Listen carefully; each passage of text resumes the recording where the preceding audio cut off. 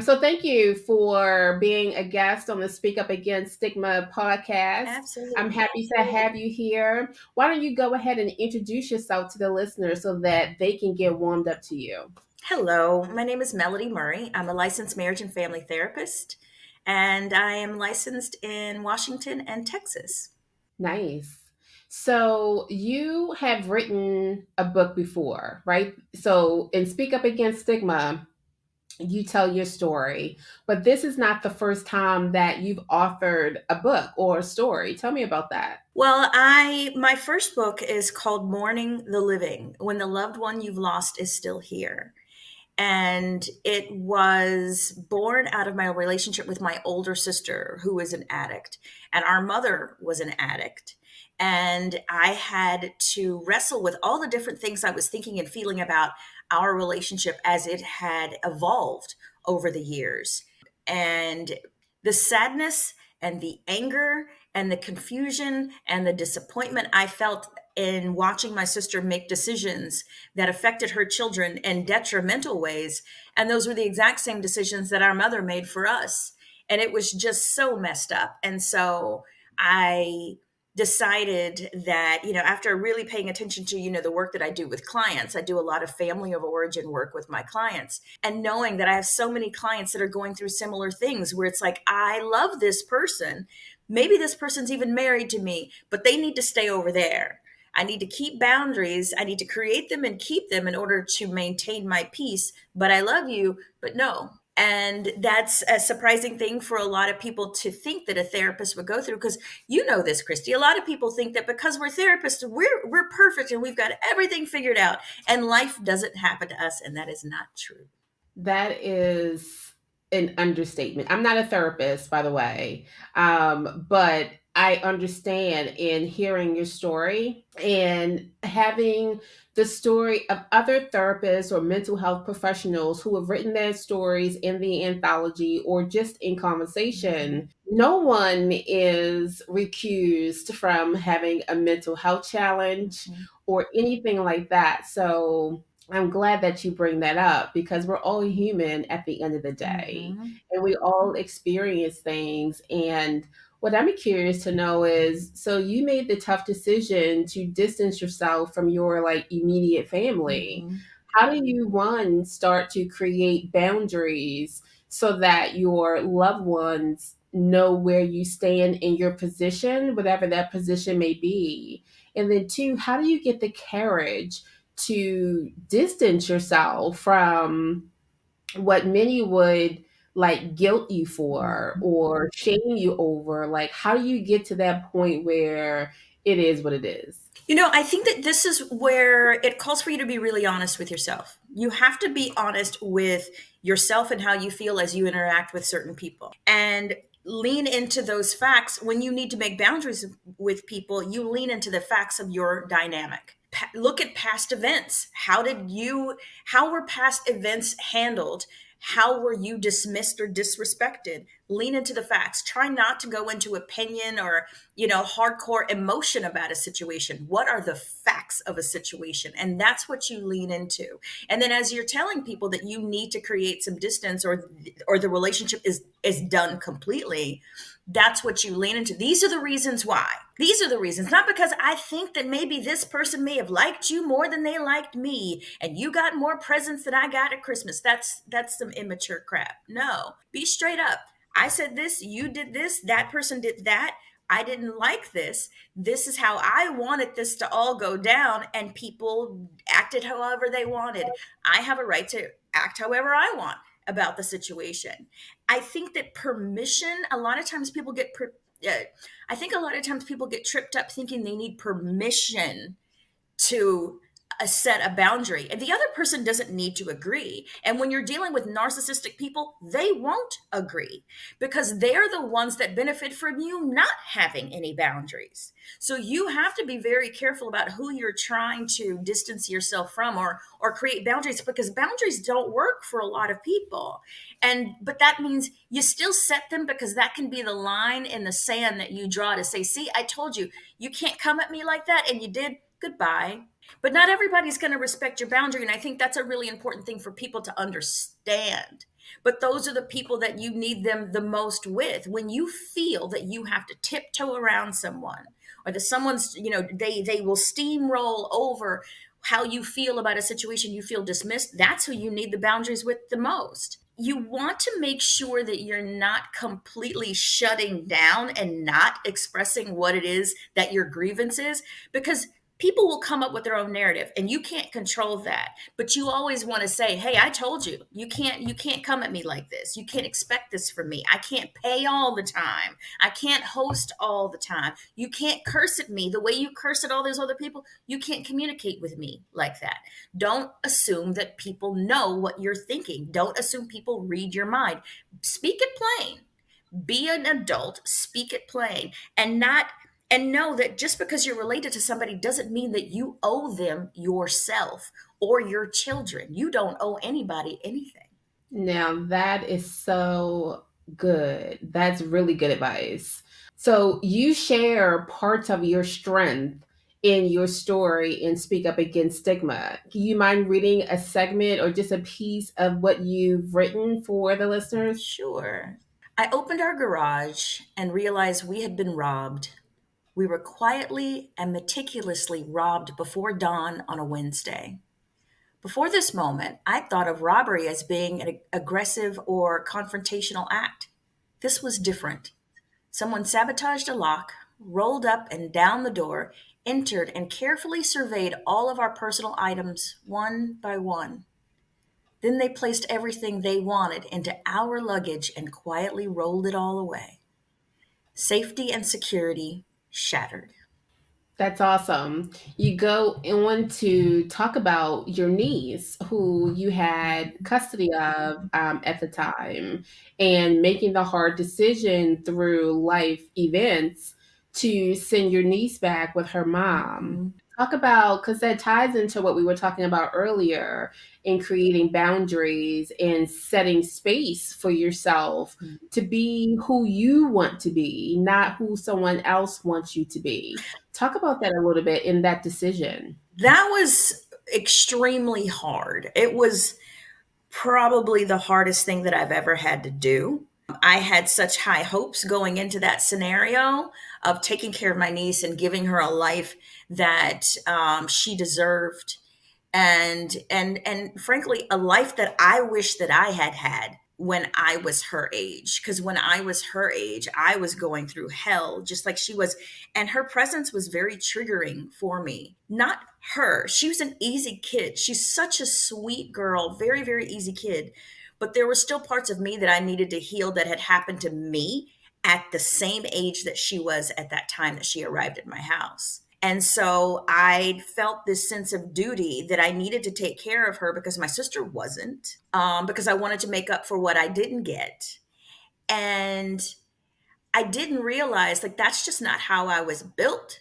And I was surprised by that. I was really surprised by that. I was disappointed. I was depressed. I was angry about it because, you get told that, that's the job that everyone wants, is to take care of a child. It's so natural. And it was not natural for me. It wasn't natural for my sister, and she had 3 children. It wasn't natural for my mother, and she had 4 children.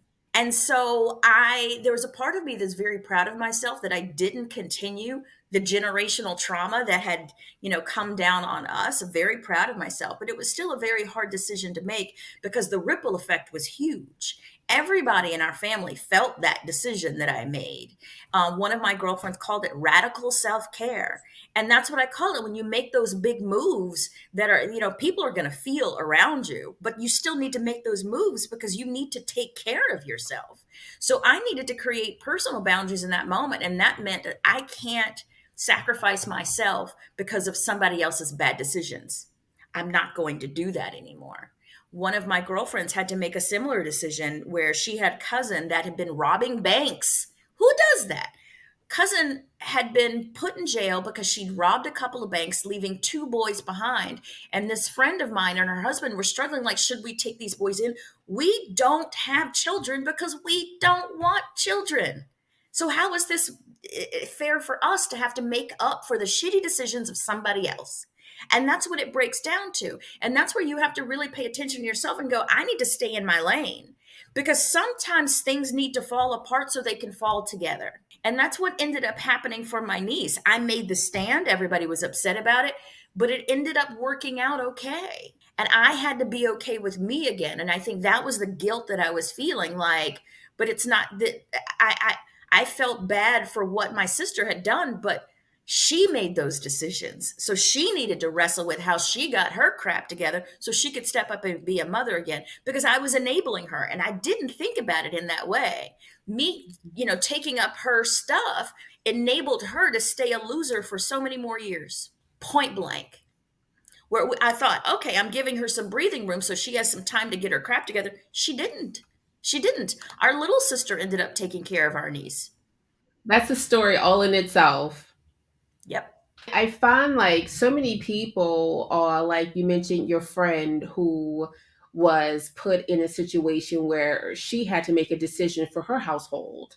Like do we bring kids in? Do we not bring kids in? Trying to uphold what someone else thinks that you should do for yourself. And in your story, you talk about the realization that you had to come to. I think you called it the 4Ds. Mm-hmm. And I know one of them was like delegate and like do. Walk me through that. Sure. I created the 4Ds in a therapy session I had with a client that was very overwhelmed. This was a woman, she was in her late 20s, she was engaged, and so she was planning a marriage. She was the head of a household that had her parents in it and a grandparent and an older sibling. She was the youngest adult in the household, but she was running the household. So she was paying all the bills. She'd bought the house for the whole family. She was a teacher, so she had boards and she had exams and she had all the stuff that went with her career. She was overwhelmed and falling apart.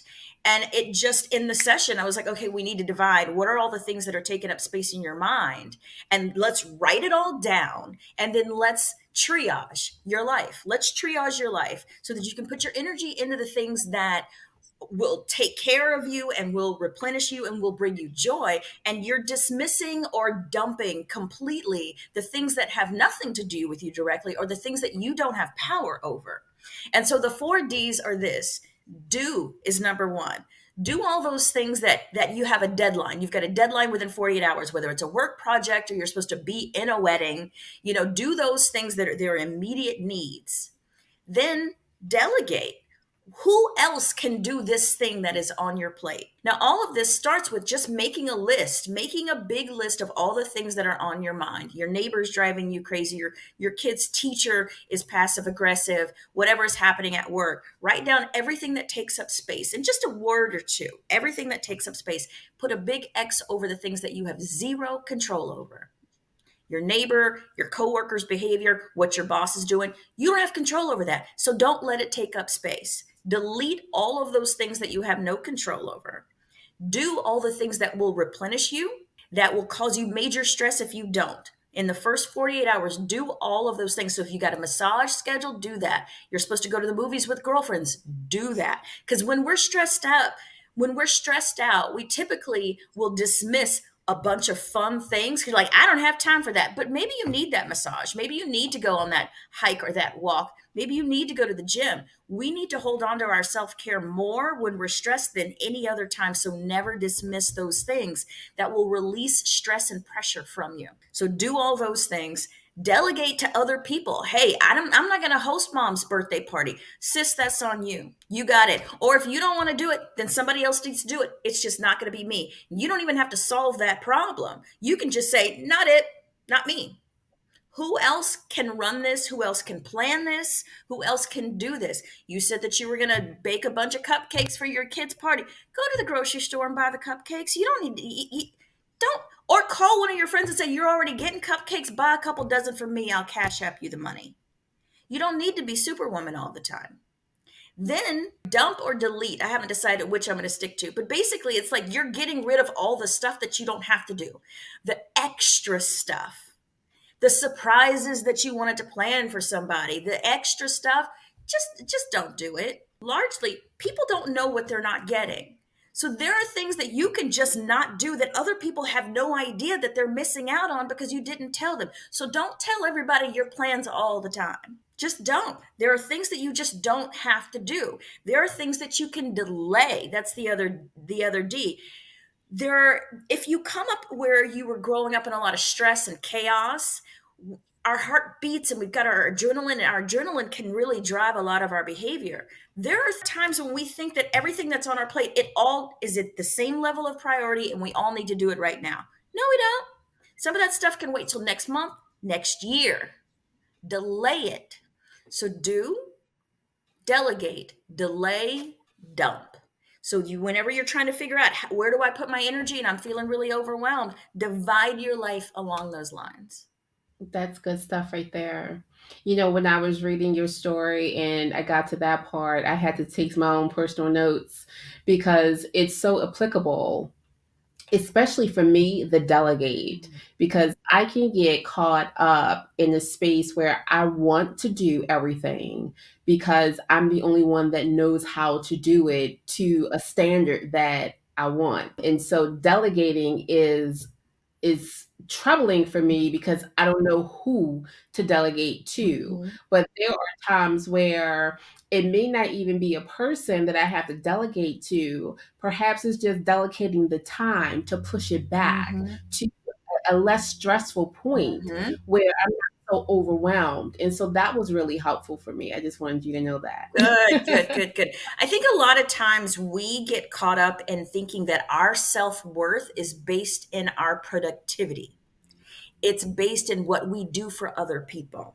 And that is not the case, and it shouldn't be the case. If you find that you're in relationships with people, that's a transactional relationship where it's like, I got to do this thing because what are they going to think about me? I got to do this thing. What are they going to say about me? Who gives a shit? Because if it's somebody that truly cares about you, they're not going to be all butthurt because you couldn't do this one thing, this one time. And if they are like that, then you needed to know who that person really was in your life. You need to push these conversations and have these, awkward moments, because the more awkward moments you have, the fewer awkward moments you're going to have. And that is the truth. And a lot of times with certain people, you need to let certain things go, and you need to have hard conversations and maybe disappoint people because you need to see how they do with that disappointment. And that's very valuable information to have, especially when it comes to people that are very close to us. How do people respond when they don't get what they want?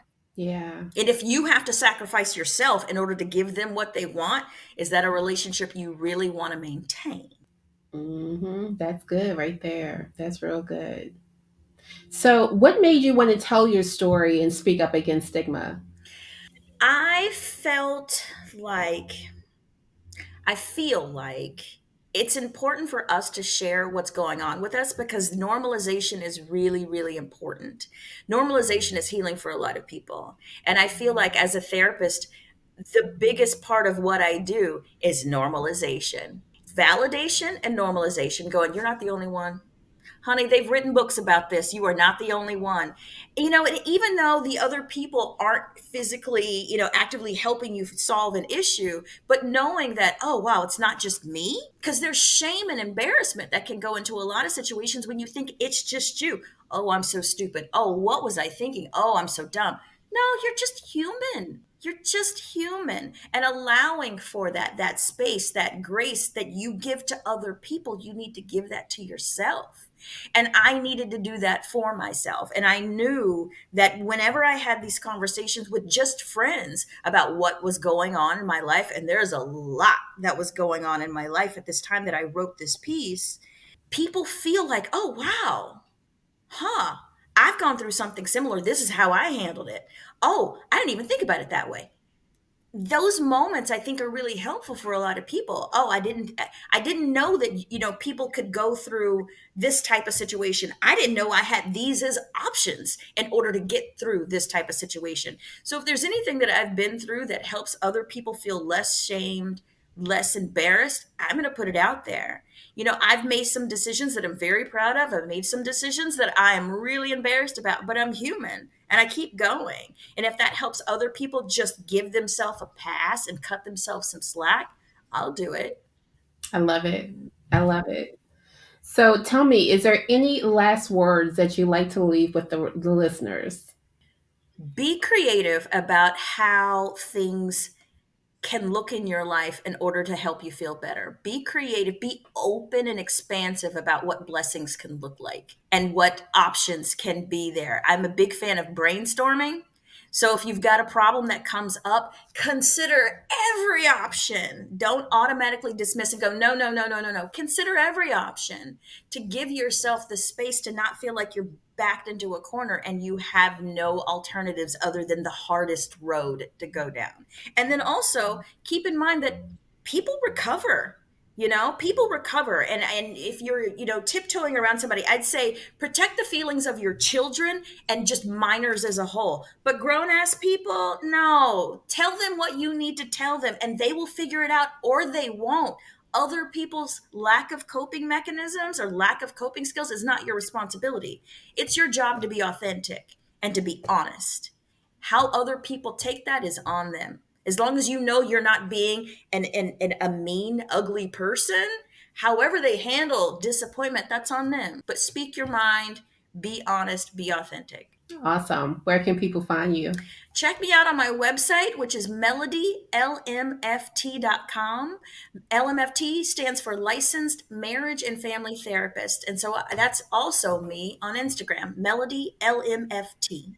Wonderful. Thank you for joining us today on the Speak Up Against Stigma podcast. It was such a delight to have you. All of your jewels and your nuggets that you shared have just been golden. So thank you so much. I appreciate your time today. Thank you, Christy, and thank you for what you're doing. This is really, really important work. So thank you for including me in your book and then doing the podcast to help other people feel better. Thank you so much. I appreciate you. Take care.